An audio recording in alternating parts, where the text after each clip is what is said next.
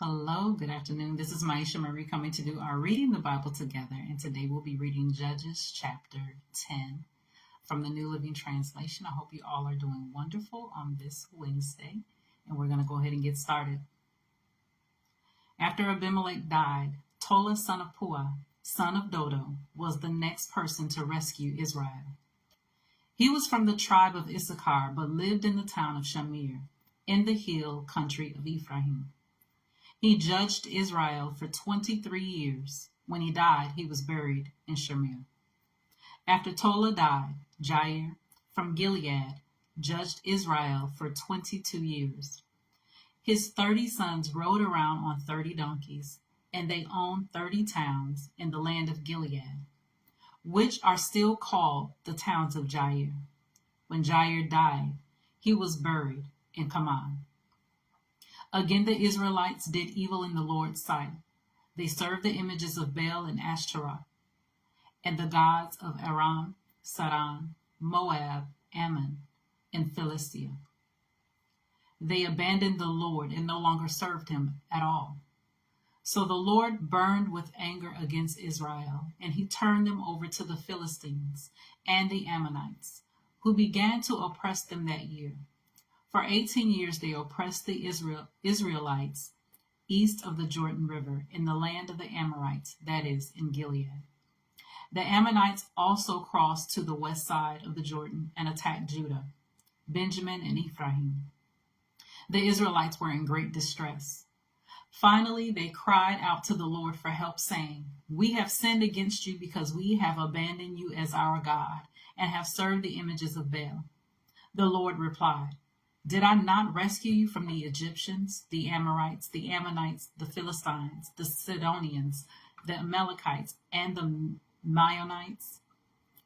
When they oppressed you, you cried out to me for help, and I rescued you. Yet you have abandoned me and served other gods, so I will not rescue you anymore. Go and cry out to the gods you have chosen. Let them rescue you in your hour of distress." But the Israelites pleaded with the Lord and said, "We have sinned.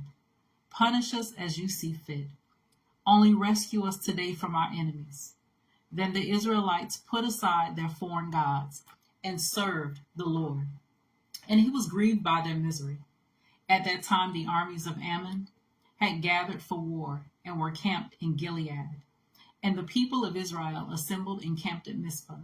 The leaders of Gilead said to each other, "Whoever attacks the Ammonites first will become ruler over all the people of Gilead."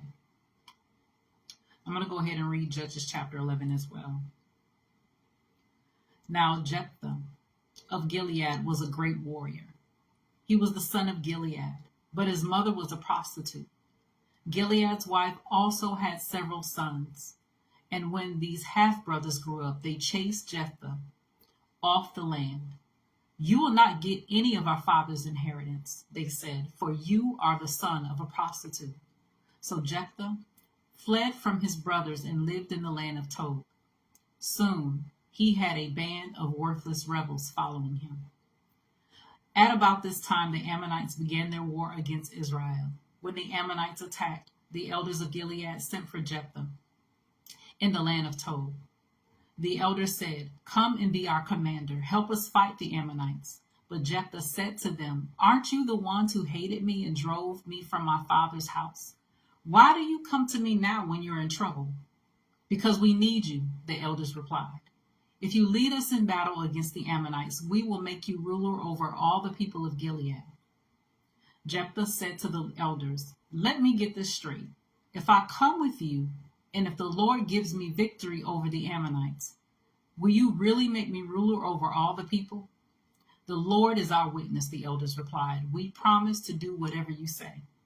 So Jephthah went with the elders of Gilead, and the people made him their ruler and commander of the army.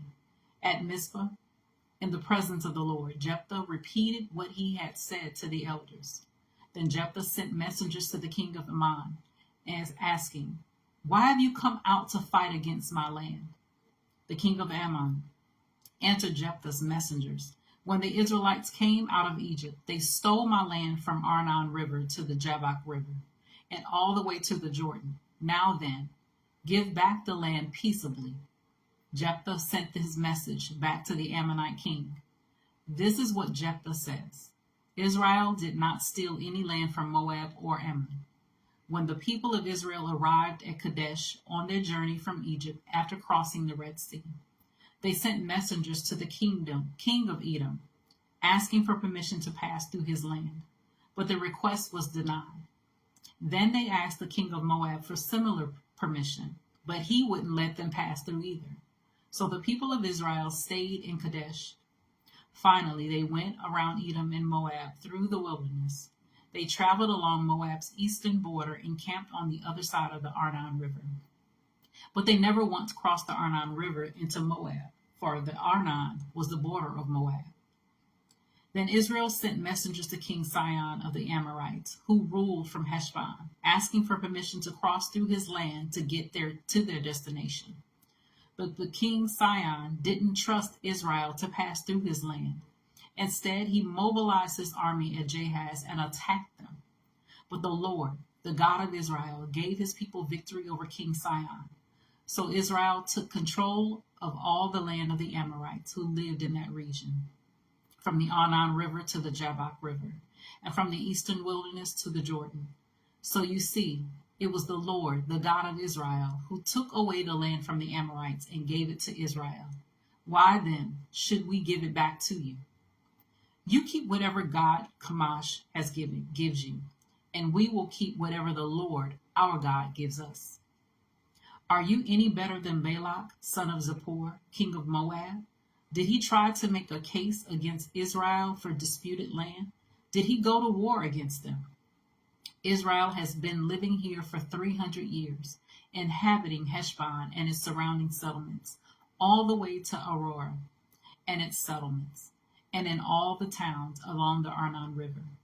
Why have you made no effort to recover it before now? Therefore I have not sinned against you. Rather, you have wronged me by attacking me. Let the Lord, who is judge, decide today which of us is right, Israel or Ammon. But the king of Ammon paid no attention to Jephthah's message. At that time, the Spirit of the Lord came upon Jephthah, and he went throughout the land of Gilead and Manasseh, including Mizpah and Gilead, and from there he led an army against the Ammonites. And Jephthah made a vow to the Lord. He said, "If you give me victory over the Ammonites, I will give to the Lord whatever comes out of my house to meet me when I return in triumph. I will sacrifice it as a burnt offering."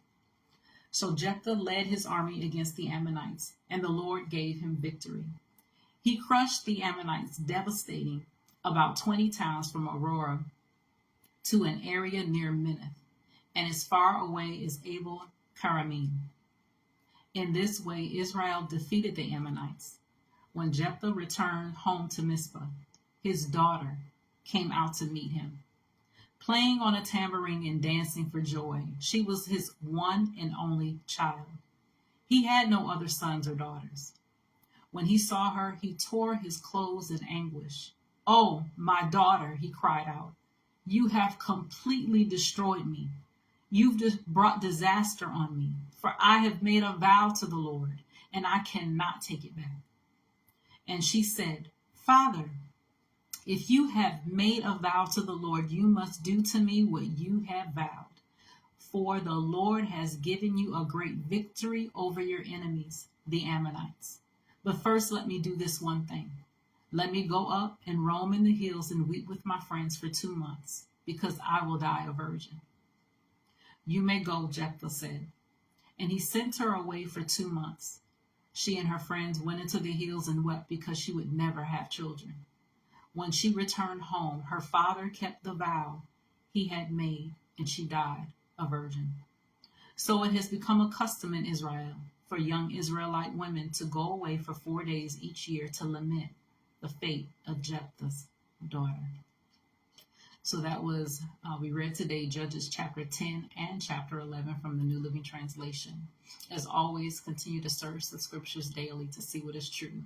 Allow Holy Spirit to illuminate the word into your heart, your mind, and soul, bringing knowledge, understanding, and wisdom, and most of all, revelation of who God is, his true nature, his character, and how much he truly, truly loves you. You guys take care. God bless, and until next time.